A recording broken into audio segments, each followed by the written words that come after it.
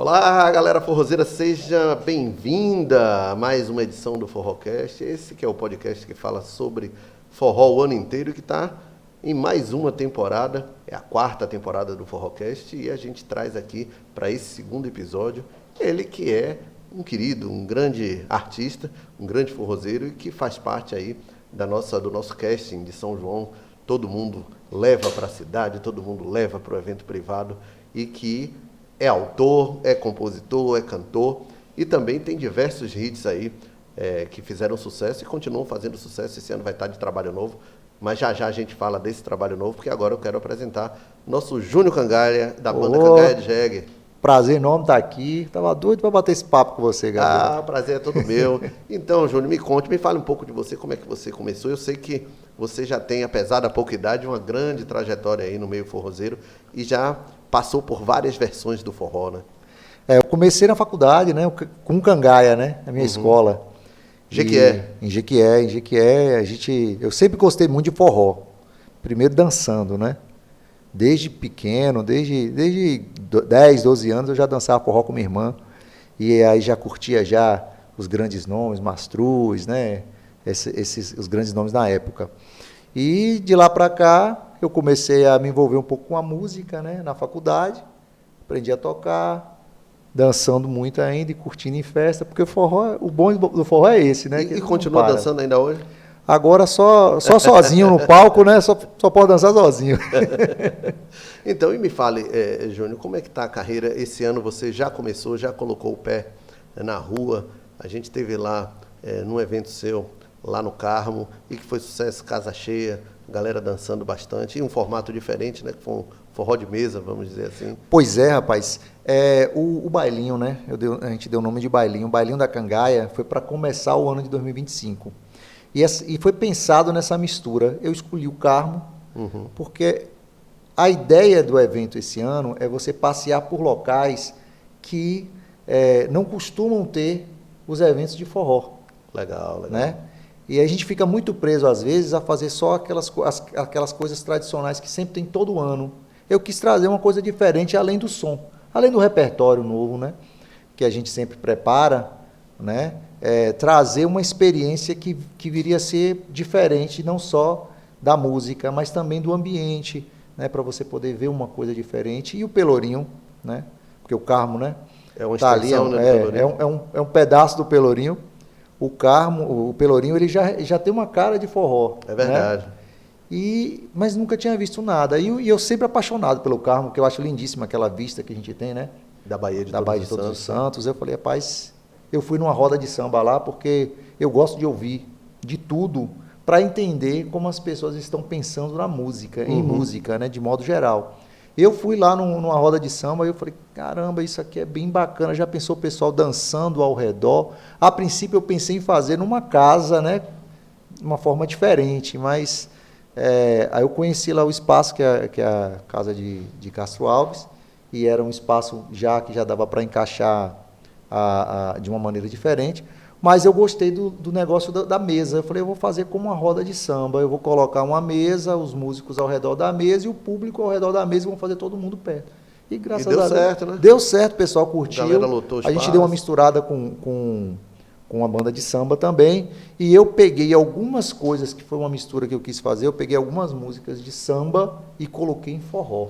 Né? Que eu acho que o negócio de misturar é você pegar as duas coisas. Não é você chegar com uma banda de forró e fazer samba. É verdade. Né? É pegar o samba. Você dá uma adaptada lá no... E aí a gente conseguiu dar uma adaptada e ficou bacana, eu gostei pra caramba. E por falar em músicas, você já estourou, como diz aí a galera, várias, né, no mercado fonográfico aí. Eu queria que você falasse um pouco sobre esses seus sucessos que você já estourou. A história da Cangaia começa com Ai Se Eu Te Pego, né? Acho que eu tenho que começar falando do Ai Se Eu Te Pego, que tocou no mundo inteiro, passou por diversos artistas e de verdade mudou a história da Cangaia, né? O Cangaia começou a ser visto, né, de uma maneira diferente a partir do Ai Se Eu Te Pego. Me levou para todo lugar. Eu toquei a Bahia praticamente toda, outros estados, né? Foi o divisor de águas. Aí logo depois do Ai Se Eu Te Pego também teve Jeito Carinhoso, que é uma música que a gente gravou. E o engraçado, Gabriel, talvez as pessoas não saibam, é que as músicas que estouraram do Cangaia foram todas no mesmo CD. É verdade. Todas no mesmo CD do Cangaia, que foi Jeito Carinhoso, Aí Se Eu Te Pego, Sexta-feira Sua Linda. E que viraram músicas de exportação, né? Porque Aí Se Eu Te Pego, Michel Teló nasceu para o mundo a partir dessa canção, né? Jeito Carinhoso também, o Aviões do Forró, na época, também fez uma gravação. A gente exportou muito para o sertanejo. Uhum. O sertanejo estava num momento, né, de um crescimento muito grande nacional. E a gente teve o Aí Se Eu Te Pego gravado, a gente teve Jeito Carinhoso gravado também por sertanejo, né? Uma banda que, inclusive, estourou lá com o sertanejo. A gente teve Sexta-feira Sua Linda também, foi pro sertanejo. Grande hit, né?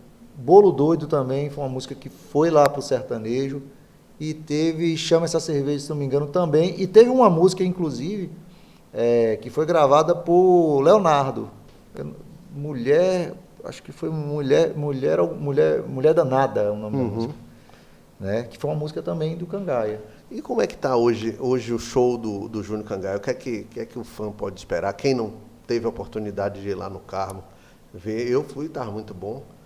Suei horrores, porque dancei bastante, né? Mas quem ainda não pôde conferir seu show, claro que vai ter nas plataformas digitais aí, a gente tem, o Júnior é bastante atuante nas redes sociais, mas o show é muito melhor, né? Tá lá ao vivo é muito mais gostoso. O que é que ele pode esperar? O que é que o fã pode esperar do repertório, dos arranjos lá? A gente faz forró, né? Uhum. Forró de modo geral. Então, eu gosto muito de passear pelo que eu gosto de ouvir. Então, em casa, eu gosto muito de ouvir Dorival, Flávio. Tem umas outras coisas mais tradicionais que eu ouço também, mas assim, a gente tenta fazer uma adaptação em que a gente consiga agradar ao número maior de pessoas. Então, Sim. quando eu vou montar repertório, eu sempre dou uma pesquisada em tudo que estão ouvindo, né? E aí eu faço uma triagem do que se adequa ao que eu quero passar de mensagem também, né? Porque às vezes a música está sendo muito tocada, mas eu não me sinto à vontade. Né? Eu falo, não é isso que eu quero, eu acho que é diferente do que eu quero passar, e esse tipo de música eu não entro. E eu gosto muito de misturar alguma coisinha, então às vezes eu busco uma música de sucesso ali, antiga, e coloco, eu gosto de brincar. Eu gosto muito de interagir com o público, então eu gosto muito de brincar com eles. Às vezes eu pego músicas para fazer cantar. Às vezes eu pego uma música bem antiga que eu ouvia meus pais lá ouvindo e coloco ali no forró e faço uma brincadeira, uma seresta, que hoje em dia, por exemplo, está muito forte. Sim, está voltando, né? Eu puxei uma, Eu Não Sou Cachorro Não. Aí beleza. O pessoal começa a brincar e canta para a namorada canta para ele. Todo mundo conhece a letra. Todo mundo conhece, aí você dá uma brincada ali, eu gosto muito de brincar. Agora eu tenho um formato que eu gosto de fazer, o tradicional, eu dou uma passeada pelo a vaquejada, né, também, tento buscar músicas que me representem, vejo o que está acontecendo de novidade e acho que se encaixa, não encaixa, para trazer, né, porque você quando está numa festa, você não toca para você toca para o público. E um público bem diverso, né? Então assim, e no forró, principalmente, você tem gente ali vou colocar aqui 18, e de 60. E como é que chega nesse público de 18 hoje? Eu acho que hoje é o grande desafio do forró, principalmente o forró da Bahia, é chegar nessa galera que está entre 18 e 30 anos. Eu acho que você tem que buscar a mensagem, a forma como você fala, como você canta, o que você canta. O vocabulário. E também você respeitar que existe uma adaptação e algumas mudanças que acontecem, mas o forró ele não vai deixar de existir. O forró na célula rítmica que ele tem, ele não vai deixar. Agora, algumas adaptações, né, que fazem musicais, eles vêm ali, é uma moda. Eu acho que não fere quando você faz alguma coisa desse tipo. Então eu acabo colocando algumas coisas que o pessoal está ouvindo agora, né, mas de base eu gosto de fazer o meu forró para frente. E eu gosto muito, eu acho até uma pena isso que eu vou falar aqui, mas eu gosto muito do rastapé. E às vezes eu não entendo por que depois que passa o São João as pessoas param de ouvir o rastapé. É verdade. Eu acho tão forte aquilo. É uma das vertentes mais queridas, né, do público. Porque se eu pudesse, eu puxava arrastão de forró o tempo inteiro, que eu adoro com rastapé. É verdade. Olha, a gente está falando aqui sobre o forró, e o forró vive sempre altos e baixos. Ao longo da história toda, há mais de 50 anos, o forró vive altos e baixos. teve uma época que Luiz Gonzaga, trio nordestino, essa turma estava no auge. Depois, por essas questões de mercado, desaparecem um pouco, outros retornam lá na frente, Mastruz, mais na frente ainda, Aviões do Forró, atualmente temos aí Tarcísio do Acordeon, João Gomes, uma galera nova chegando. Mas eu queria saber de você, como é que você vê movimentos como esse último de Wesley Safadão, que resolve regravar vários sucessos de forró em ritmo de forró? Eu acho sensacional e eu sou muito grato até, porque você pega um artista como Wesley hoje, como Xande, né, que são referências, né, nacionais, e eles resolvem fazer uma coisa que remete e valoriza, né, a nossa cultura. Eu acho que isso é muito importante, que deveria continuar acontecendo. Eu acho que o forró, ele acabou abrindo diversas vertentes musicais.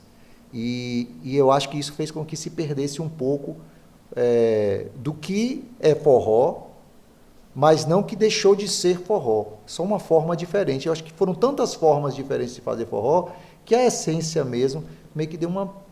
Eu acho que isso acaba recuperando isso. Isso é importante, eu acho muito importante. Eu ouvi esse material todo de Wesley, eu fiz questão de ouvir todo e achei sensacional. E ele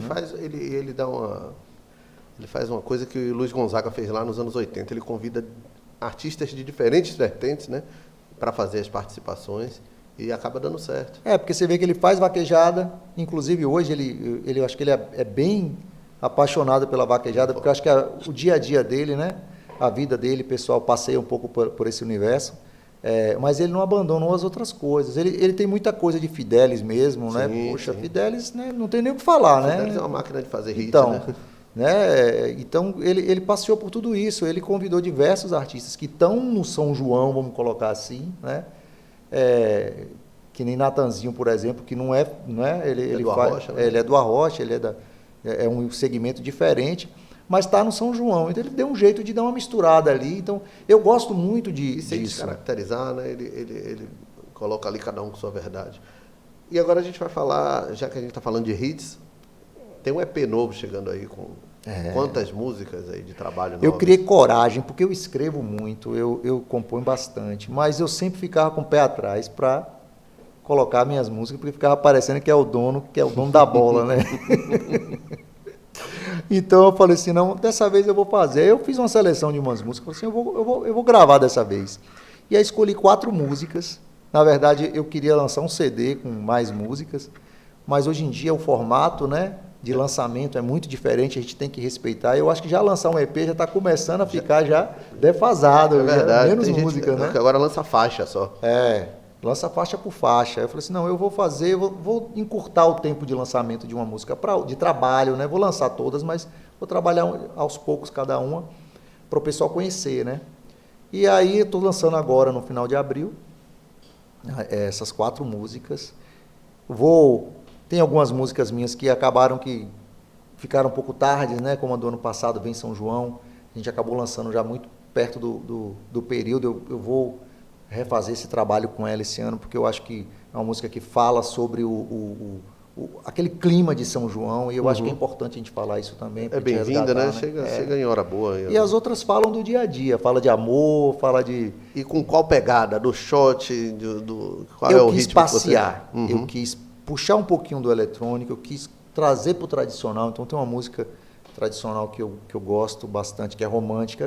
O forró tradicional, ele puxa um pouco para falar de amor, né? É verdade. E falar, aí tem aquele negócio me traiu, tem outras músicas que falam, de traição, né? Então a gente vai passeando por mensagens da agora e num formato diferente. As músicas, os forrós são diferentes, mas dentro daquela forma cangai. Então tem algumas coisas que eu puxei para um solo mais de sanfona, né? Mais forte. Aí já tem uma outra música que eu gostei do sopro, dos metais, que inclusive estão sendo revividos agora bastante, né? Eu queria entrar nesse assunto, você puxou bem aí. Solange Almeida anunciou a volta da metaleira. Xande Avião, desde o ano passado, já trouxe a metaleira de volta. Ela que foi criada, a gente tem que fazer jus aqui, lá atrás por Jorge de Altinho, né? Que foi um dos pioneiros nessa questão de levar os metais para o forró. E que eu achei, por muito tempo, um absurdo terem tirado. nos últimos 3, 4 anos, a gente tem ficado sem os metais no forró. Então, quando você fala que vai ter uma puxada de metal, isso anima o coração de quem gosta de uma boa música. E o metal chama bebida, né? O cara dá vontade de tomar anima, né? Dá vontade de tomar uma, dançar, pular. Então, tem que ter esse lado também. O Cangaia, ele nasceu na época que o Aviões estava estourando aqui na Bahia. Uhum. E era muito forte os metais. Então, eu dividi muito palco com Aviões nesse período, no interior da Bahia, nas festas. Antigamente tinha as festas de camisas, né? É verdade. A galera mais nova não sabe o que é essa alegria, né? Graças a Deus ainda existem. Tem o Ticumia, que acontece lá em Bicuí. Diminuiu bastante, mas ainda tem algumas tradicionais. São 3, né? O Forró do Vale em Guanambi. E o Amigos do Dan, lá em Jequié. Toquei já no Amigos do Dan, conheço o pessoal. Assim, eu vivi muito essas festas de camisa, era Margarida, Piu-Piu. Tia Maria. Tinha muita festa, né? E era muito bacana. Era muito bacana, porque a divulgação dessas festas, ela começava logo pós, às vezes antes mesmo até do carnaval. Pós-Réveillon, você já tinha um outdoor na rua. E aí você tinha aquele rua. clima de estar falando de forró, estar falando de São João. Né? E eu acho que era importante isso. Hoje em dia, essa divulgação do São João se perdeu, fica mais na vontade da gente que fica falando em rede social, mas você não vê na rua isso, né? Não. Antigamente você via muito campanha de outdoor, com festa de camisa. Todas essas festas do interior, né? Em outdoor, anúncio de televisão, programa de TV, rádio. E hoje em dia, realmente, fato... até os artistas tocavam mais, porque já estava nessa atração, obrigatoriamente você tinha que estar nas rádios. Então, sim. O pedido do artista era muito grande. Eu acho que se vivia o forró por mais tempo. E eu não sei por quê, porque o forró é um ritmo que ele toca o ano todo. Sim. Talvez ele não esteja na mídia o ano inteiro, mas ele toca o ano todo. Eu acho, Júnior, que em Salvador, especificamente, há um preconceito, eu não sei se é um preconceito ou se é um lobby. Nossa amiga Lídia Nascimento, que é assessora de imprensa, deve passar por isso, quando tenta emplacar uma banda de forró depois do São João. Aí o produtor da rádio ou da TV diz, mas o São João já passou. Eu acho que a gente tem que trabalhar para poder mudar essa mentalidade, porque as pessoas que gostam de forró não devem ser condenadas a ter que ouvir só durante o mês de junho. E só você durante fica São só João. Podendo ouvir se você for o DJ, né? Você que coloca a música. E é como você falou, não deveria acontecer isso, porque quem gosta de forró gosta o ano inteiro. Você não deixa de gostar, você não vou botar na gaveta agora aqui. E da mesma forma, aí fica um recado para você que é produtor de evento, para você que é empresário, da mesma forma que você bota o pagodão numa festa de forró, pública ou privada, que você coloca um sertanejo, você coloca uma banda de axé, coloca um forró no Réveillon, coloca um forró numa festa de primavera, porque vai ter quem goste, vai ter quem dance, né? Não, o pessoal dança. Quando eu falo que toca o ano inteiro, é porque não existe a rejeição. Você pode não estar nas festas, pode não estar na mídia, né? Em larga escala, como é no período do São João, mas quando começa a tocar, todo mundo curte. Então não é porque não tem espaço, é porque não colocam. Então... É verdade. E vem cá, Júnior, você falou no início aqui da gente, do programa, de algumas influências, citou o Mastruz e tal, mas assim, quem foram as suas matrizes, assim, vamos dizer, para que você se tornasse músico e para que você virasse cantor? Isso eu falo de forró. Quem foram as suas grandes inspirações? De forró, para dizer assim, começou a gostar. Eu, quando era mais novo, eu dançava, né? Uhum. Eu ouvia muito, na época, Cacau com Leite, Lordão, que é um, né?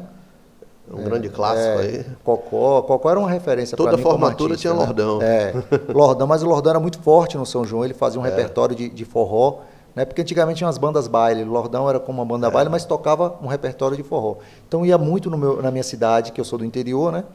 E ia muito na minha cidade tocar no clube. Então eu ia para essas festas, tinha Cacau com Leite, eu dançava muito, gostava, Mastruz, né? Logo em seguida. Mas quando eu comecei a me interessar por música, foi quando estourou o Fala Mansa. Sim. Né? O Fala Mansa estourou e aí ele dominou a juventude toda e eu fazia parte disso. Eu comecei a ouvir todas as músicas, comecei a querer dançar daquela forma, né? Uhum. Porque a forma de forró universitário ela não existia, né? Exato. A gente dançava de outro jeito. A gente dançava na pegada de uma lambada. Era mais lambada, né? Eu dançava assim. E aí veio aquele negócio, veio aquela influência da forma de dançar, eu comecei a ouvir. Aí logo em seguida eu fui para Jequié, que eu não sou de Jequié.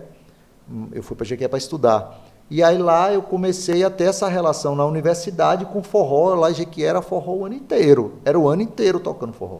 Ainda tem muita força o forró angiquiano. É muito forte. Eu não sei se é tão forte quanto antes, porque a faculdade determinava como a noite acontecia. Eu não sei se é ainda assim, porque eu estou fora de lá. Mas era muito forte, era forró o ano inteiro. Talvez pela facilidade de se fazer música de forró. Porque você tem um triângulo, tem uma zabumba. E aí, claro, uma sanfona. Mas se você não tiver uma sanfona, se tiver um violão, você faz um forrozinho ali para o grupo, é tranquilo. Talvez outros estilos sejam mais difíceis. A gente fazia muita festa. Eu nasci na música fazendo festa. Então, a gente fazia muita festa com forró. E foi assim que eu me apaixonei pelo forró. Foi assim que eu comecei a tocar. Eu já tocava, mas de brincadeira, né? Eu fui começando a pegar uma coisa mais profissional, que o cangaia começou a acontecer no ambiente universitário.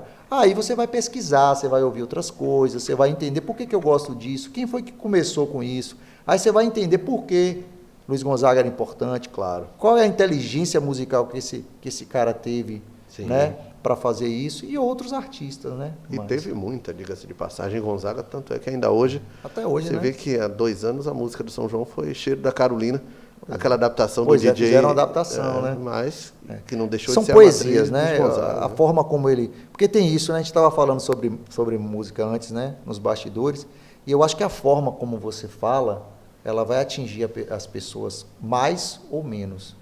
E a forma como ele falava, em forma de poesia, né? Ele ia no fundo do coração da galera. Tocante.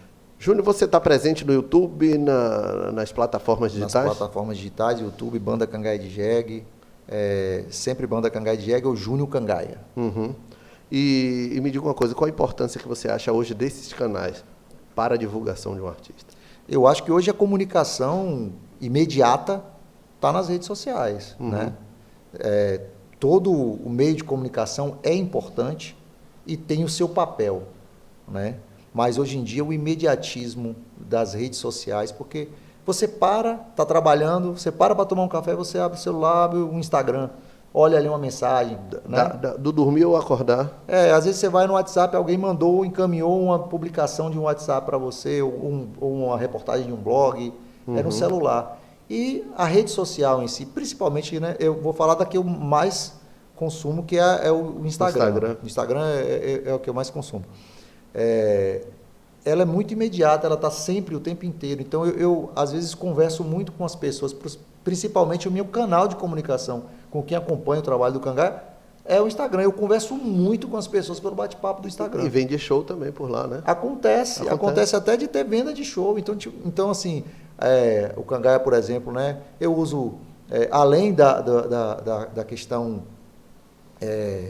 do natural da rede, né, da entrega natural que ela faz, do orgânico. Né? A gente faz uso de tráfego pago, porque às vezes a gente precisa que a informação chegue. Então, eu acho que é muito importante. É igual entregar uma carta, né? Você manda ali o endereço e paga, e ele entrega no endereço onde você escolheu. Então, isso é importante. E todas as formas que são criadas de comunicação. Como essa, por exemplo, aqui, que é uma maneira de você se comunicar com o seu público com conteúdo. Que às vezes o cara nem assiste o podcast todo, mas assiste um corte seu pega no Instagram. Mas aí ele vai e pega completo. E aí ele pega aquilo bem interessante, porque eu sou consumidor. Esse cara falou uma coisa interessante. Deixa eu assistir toda a entrevista. É isso. Eu sou consumidor do Instagram e eu uso muito aquela faixa pública, aquela parte pública, né? Sim. Não que as pessoas que eu sigo, a outra. Eu sei. Porque eu quero saber o que as Reels, pessoas... né? Aí eu vou ali, aí vejo um corte que é bacana, peraí, deixa eu ver, onde é que é isso? Que canal é esse? Aí eu vou pro YouTube às vezes e pego a entrevista completa lá. Eu pesquiso muito assim. Eu vejo isso muito no futebol. Acontece muito de passar lá e... Os cortes são muito interessantes. São sim. É material que você de informação que você está criando para o seu público. Acho que quanto mais você fornece informação, né, mais a pessoa fica conhecendo o seu produto. E assim, é importante porque é uma chamada, né? Quando você vai para a rede social, não dá para você fazer coisas muito grandes porque não prende. Né? Sim. São as estratégias que o pessoal desenvolve. Não prende, né? Como diz o vocabulário, não retém. Não retém. Então são curtas. E você sabe que isso está acontecendo com a música também? Sim. A música hoje em dia, por exemplo, o tempo de música diminuiu bastante. Tem música agora de 1 minuto e de pensar que Saga de um Vaqueiro Tem aquela minutagem toda, hein? Né? Você pegava música antigamente 6 minutos, 7, 8, 10. Você vai pra fila da cerveja e volta e ainda dá volta, pra dançar tá tocando a saga a do música. vaqueiro. Hoje em dia não, se você tem o lance da coreografia, se a pessoa não fizer uma vez, não tem segunda Acabou, vez, não tem- acabou, é uma não vez tem só. refrão, não tem nem o segundo refrão, a segunda levada do refrão. E na verdade eu acho que vai. Claro que música é arte e arte não tem tamanho. Pode ser de 15 segundos ou 15 minutos. Mas eu acho que a música comercial, ela tende a diminuir mais ainda. É verdade. Agora também tem esse vai e vem, né? Daqui a pouco o que é moda agora não é mais amanhã. E vice-versa, pode verdade. voltar, né, a ter outros Mas formatos. Se você pegar, por exemplo, a última música que foi inclusive muito tocada no verão, né? Que era um bloco, De né? Ivete Sangalo, né? Não aquela que é porque eu não me recordo, mas é de TikTok. Ele pegou e fez um bloquinho. Ele pegou vários refrões Ah, sim, e e fez, fez uma música. uma salada lá. E fez uma música, ficou como uma música, mas são vários refrões. Então, se você for pensar desse jeito, a música comercial, ela tende a virar somente refrão. Daqui a pouco vão estar fazendo música na velocidade 2 também, que é pra pessoa. Vai ser só, o refrão vai ser, pega uma cerveja aí, pronto, é só isso. Não precisa falar por que vai pegar cerveja. Gente, olha, conversei com o Júnior Cangaia, que é uma figura muito simpática, muito querida do meio forrozeiro, não só querida pelo público, mas pelos pares e pelas pessoas que acompanham o forró, justamente pela sua cordialidade, pela sua simpatia e pelo seu talento. Júnior, muito obrigado. Queria que você deixasse seus canais aí para a galera acompanhar. Você que já falou aqui, mas é bom a gente frisar para a galera seguir e acompanhar a sua carreira. E desejar também um bom São João, uma boa jornada junina aí para você. Eu agradeço, mas primeiro eu quero agradecer diretamente a você pela amizade, entendeu? A gente sempre que se encontra, está conversando com cordialidade, você é um cara super... com ideias sensacionais. Falando um bocado de besteira no bastidor. Mas fala muita... a gente fala besteira porque precisa, né? Tem que falar. Você se alegrar, às vezes. Mas eu já falei isso para você, eu gosto de conversar com você, que eu sempre aprendo, e eu adoro aprender. E eu aprendo entendeu? De cá também. Então, agradecer pelo trabalho, principalmente aí, como forrozeiro e cidadão, agradecer a vocês pelo trabalho que vocês fazem com forró, né? Tanto aqui no podcast, quanto nos outros canais que vocês usam, como São João na Bahia mesmo, né? De informar, de manter viva, acesa a chama do forró. Então, muito obrigado por vocês fazerem isso. E quem quiser saber do Cangaia, é só procurar lá, @JúniorCangaia ou @Banda Cangaia de Jegue.